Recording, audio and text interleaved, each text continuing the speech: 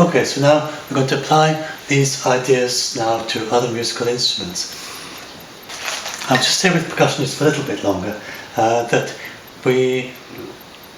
if you are a drummer, let's see, get this going. The vanishing click that we've already got, and when you track in it, the merge will vanish. Okay. Now, if we now try it on the drum pad, it might be a little bit unsure. So I'm playing various different places in the beat. These aren't all completely the same position. Sometimes a little bit ahead and sometimes a little bit behind. But it's a little bit hard to tell which side of the click you are, or whether you are precisely on it at this millisecond level that we are now working. And I think the reason is there's quite a complex sound that you've got. Even just a drum pad, you think as being fairly precise. So if maybe some of you watching this are physicists, maybe someone's even done done research, particularly into the physics of drums. So I'm interested to know what exactly is going on. But it's clear, I mean, for one thing, it's clear that there's a lot more going on than just the instant of hitting the drum, because if there wasn't more than that, then the sound would just stop immediately. As soon as you hit the ground, you hit the drum, and it couldn't be speed of sound, because it's just far too small a distance for that to be significant. It's much less than a millisecond, that sort of distance. So there's something going on when you hit the drum. Then whether this thing sounds going back and forth, or whether it takes a while for it to get started, or I don't know what's going on in terms of physics, but you can hear that there's the clear attack, and then there's something more coming after the attack. And so it's quite a complex sound, and the actual attack, it's hard to tell where the attack is, because there's sort of different bits to it in the human ear. You might be able to see it in the waveform, but to the human ear anyway, there's a whole lot of structure to the attack, and it's really hard to say where in all that complex that's going on, what you're going to call the moment that you're going to synchronize with the metronome click. So it's not surprising that when you try it, that you find, after having done with something so precise as this, you try with the drum pad, you get a little bit confused about where you are relative to the click. So, and the thing I find that helps with that is just to do the exercise we've been doing before. So you play the echo, both sides, then you do the reverb distance kind of thing. On the other side, I'm doing the other side now. Now what? And then, as the process of doing that, in the process of doing that, you naturally develop a kind of feeling what counts to your ear as being precisely in time with the metronome click, and what counts as being the merge point, where you're combining together to make a new thing, a new sound. So different musicians will make different choices there, I imagine. So that doesn't really matter, as long as you've got something precise that you're working with. So just by doing that, I just found just by playing ahead and before and behind, and then finally with the merge, then you get a clear point at which you hear that this is where the merge is happening, and it's the equivalent of the vanishing click. So whatever your percussion instrument may be, you can try, and there'll be different ones, and you have different feel of what is exactly the vanishing click, depending on which instrument you're playing and so forth. So now, in talking about different instruments, I am a wind player, I play the recorder, so it's natural to talk about it from the point of view of a wind player, but an awful lot of what I'm saying will apply to all music, whatever your musical instrument is. So I'm now going to start talking about how you can apply these ideas to other musical instruments, and some of this will also be relevant for percussionists. So don't feel that because you're a drummer that there's nothing more to be heard, because this is also relevant for percussion as well. It's relevant to everyone. Most of it will be just 1 or 2 minutes when I'm talking about specific to recorder and to wind. So anyway, when you're playing with the wind, with your recorder, it's such a quiet sound and it hasn't got much attack.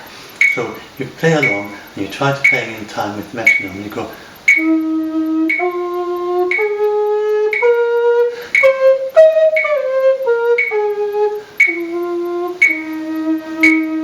Now was I ahead of the click or behind it or with it, and it's really quite hard to make a decision there. And again, the same thing that you did with the drum pad, you can try, if you play before and after and get really close either side, then you get a much clearer idea of where you are relative to the click and whether you are exactly on it or ahead or behind. Now, another thing you can do with your wind instrument is there are many ways of playing an instrument, and so of course in modern you want the most percussive sounds available, so to get started, and of course there are many ways of playing a string wind instrument and also stringed instruments and so forth. And in modern contemporary music you also have, for instance, hitting your instrument, of course done with care, whatever is the right method for hitting it, and you mightn't be too comfortable doing that. In case that's fine, you can try tapping it with your hand or whatever. And with the recorder, a frequent one of these techniques is tapping with your fingers. So it's like just normal fingering, but you tap with the finger and you get a sound coming out of it. That's quite a percussive sound, and you can play that along with the metronome.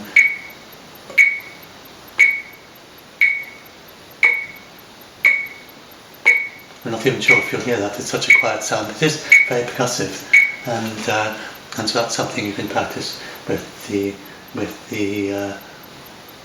metronome. And of course, whatever instrument you will have various ways of tapping it with your fingers or your hands, or with other things, and that's quite percussive. You can practice with the metronome. Now, except I suppose voice, I don't know what you could do there. But so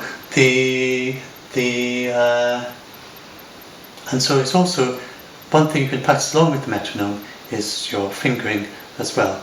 You only get sounds when it's going down, but you can practice the whole thing along with the metronome. Just fingering without making any sound. Now, the next thing that you can do with the metronome is whatever is the most percussive sound that you have on your instrument.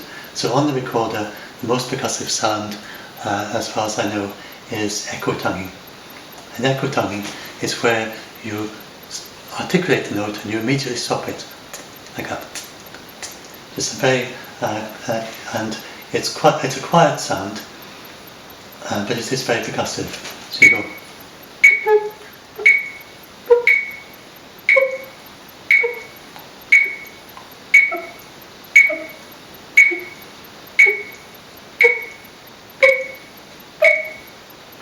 So that is it's a very quiet sound, but it's eminently suitable for this practice with the metronome.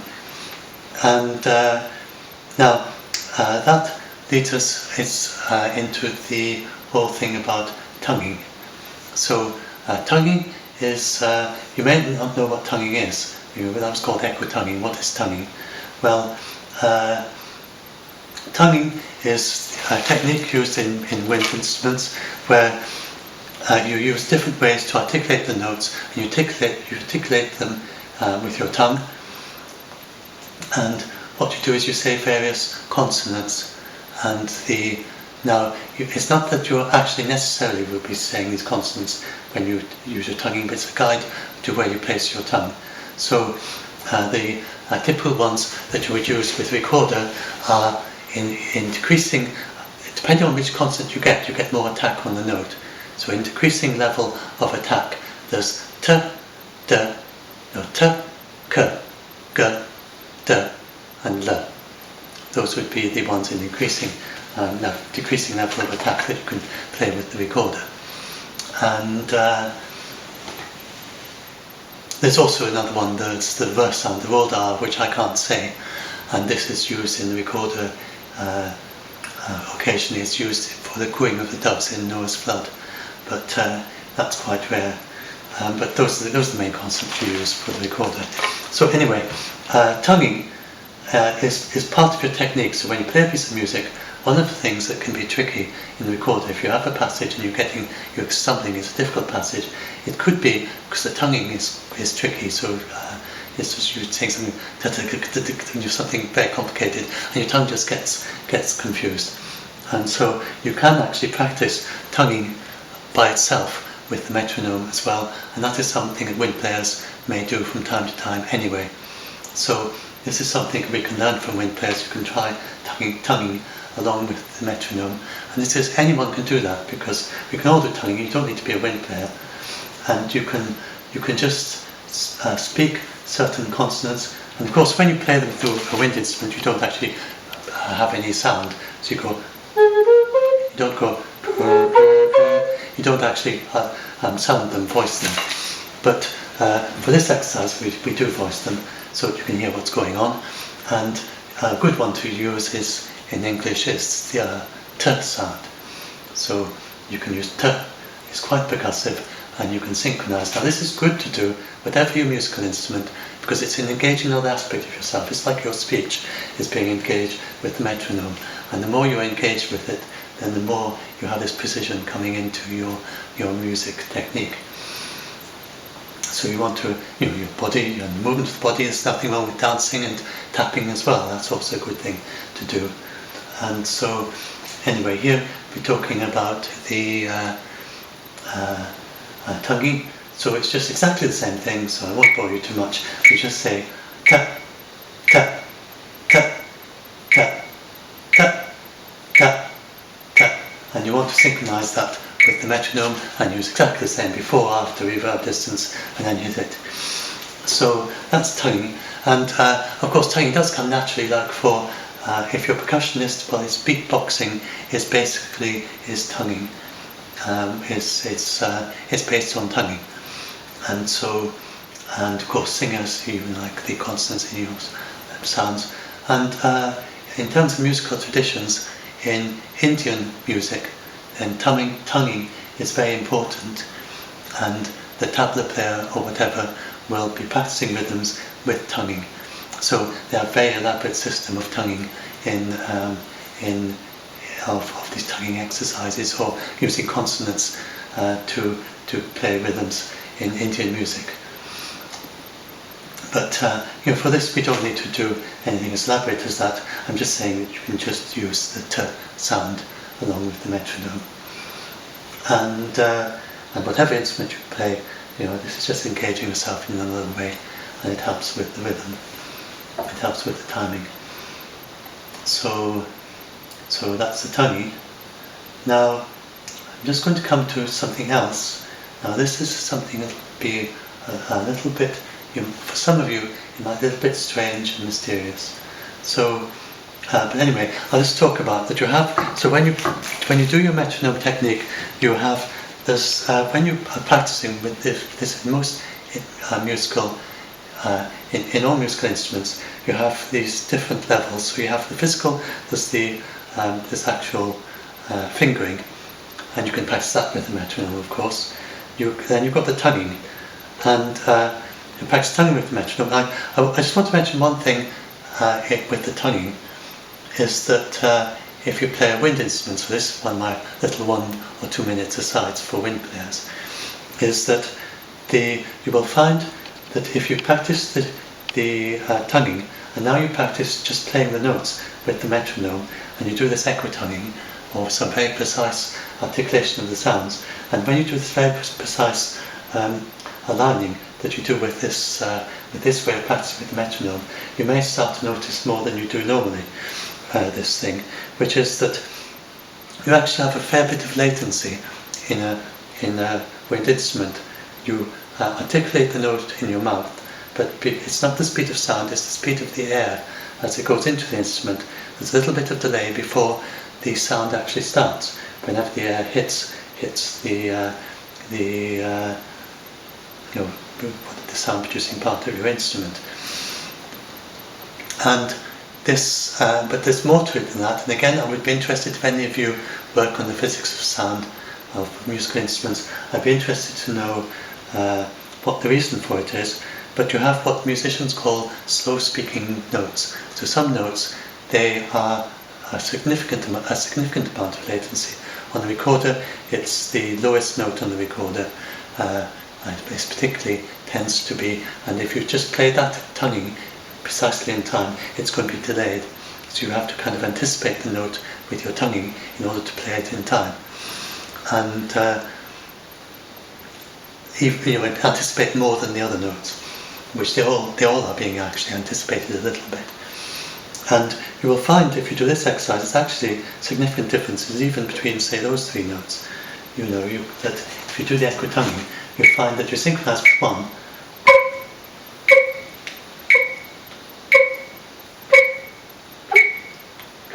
and you'll find that when you go to the next one, that it's not.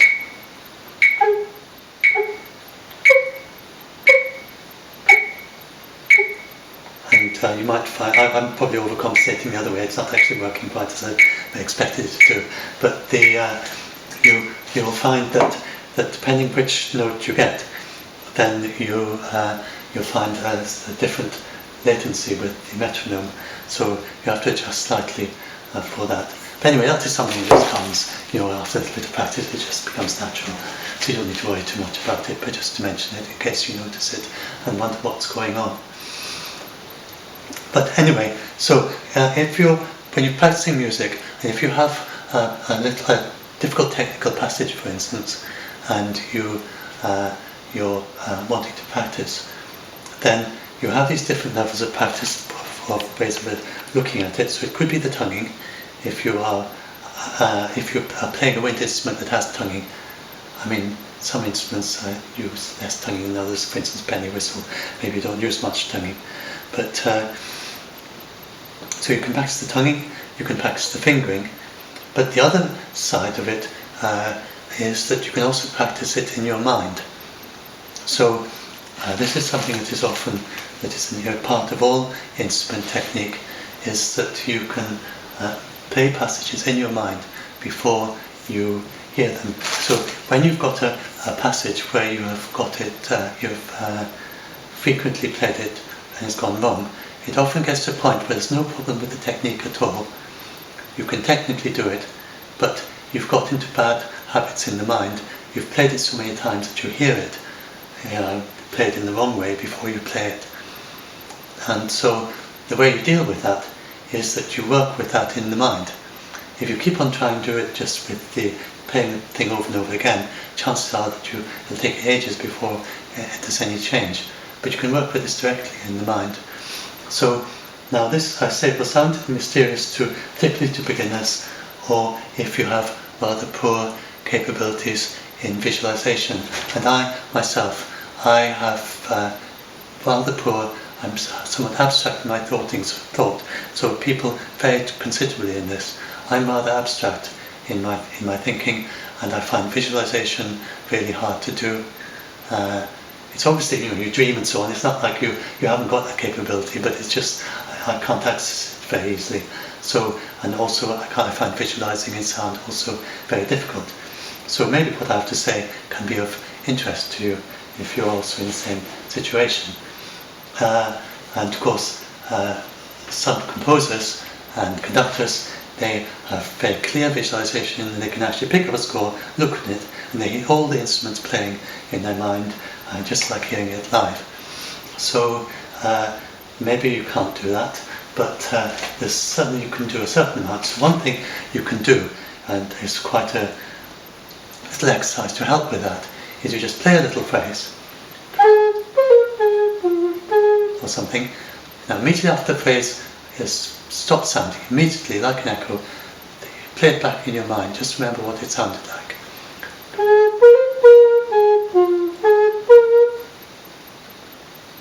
And just play it back in your mind, and even if you think you're not doing anything very much, and just flash on it, and maybe for a moment you can get the vivid sound of what it sounded like. And then try hearing it on different instruments as well. So this is showing that it's completely flexible. And the sound you just heard on the recorder, what will it sound like on tuba, what would it sound like on timpani, on xylophone, on violin or oboe. So you can just try playing it back on different musical instruments and just think, you know,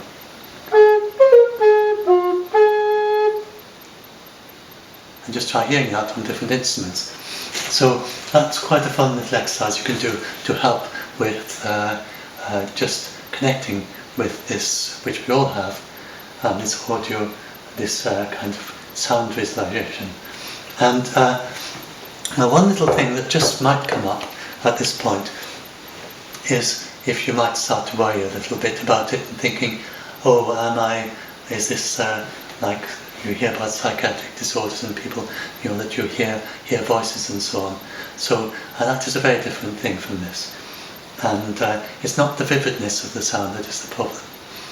It's the intrusiveness. So it's as I'm trying to understand it, it's probably a little bit like when you listen to music and the tune gets stuck in your mind, and that can be a little bit intrusive. You're not particularly wanting to think about this tune, but it's got so stuck in your mind. So there's the. I think that's what, when people talk about hearing voices, they're really talking about hearing voices that are saying things that are intrusive and disturbing, or they could be inspiring things as well.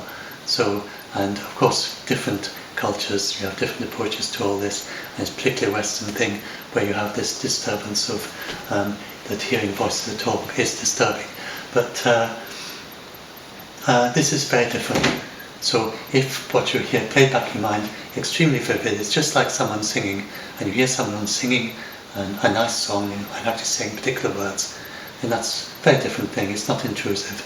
It's that's just good sound visualization. So there's no need to worry about that. And having really vivid audio imagination like that, being able to hear sounds in your mind, that's a good thing if you're a musician. So anyway, so the idea here is then that we can try playing these sounds in our ear and playing them along with the metronome as well. So that's the idea. In Andrew Lewis's book on the metronome, he talks in great detail about various ways in which you can use this ability to visualize sounds in your ear and hearing sounds in your ear, and ways of using that with the metronome. So before you play this piece of music that is maybe a little bit tricky passage, for instance, then first of all hear it in your ear as just play this beautifully and just perfectly in your ear, what it would sound like before you play it, and that helps deal with the bad habits. And then you can also play it with a metronome in your ear.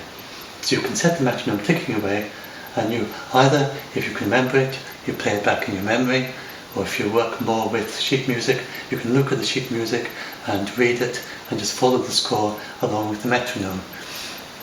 And it might seem that nothing at all is happening, so this can be a little bit confusing. You sort of think, I'm sure I'm not really doing anything here, and you can feel, you can get a bit confused there. But not to worry. It's surprising how just doing a little bit of that can really help. And you find that you do a little bit of that, and you think, I'm hardly doing anything, but then you go and play your piece, and you find you can play it fine. And so it does really help. So let's say you can use the metronome at all these levels. You can use it with the tonguing, you can use it with your actual musical instrument, with percussion, and you can use it playing back in your mind. So I think that's enough for this video segment. I'm now going to go on to counting and to internalizing this precise timing.